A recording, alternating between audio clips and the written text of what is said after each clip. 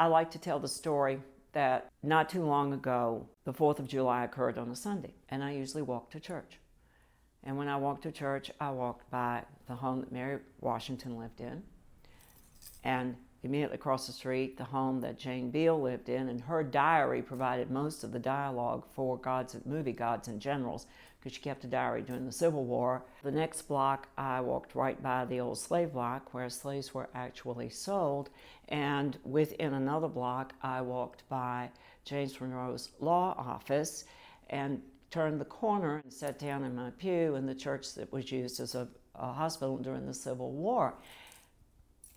All in the space of 4 blocks, and on the 4th of July, that was pretty significant, to think of passing all those things. I would not have had to have deviated far from my route to have gone by the building in which Thomas Jefferson wrote the Statute for Religious Freedom, which is one of the 2 things he chose to put on his tombstone of all the accomplishments that he had. But at the same time, I walked right past a scene that the previous Saturday night would have been loaded with people sitting outside, drinking, eating dinner,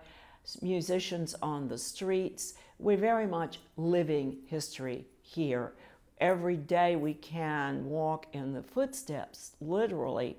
of George Washington and his family, and the battles of the Civil War, and the slaves who crossed the Rappahannock River by the thousands in 1862 here in Fredericksburg. We walk in those footsteps, we feel their presence, and at the same time, we're 50 miles from the nation's capital and 50 miles from our state capital,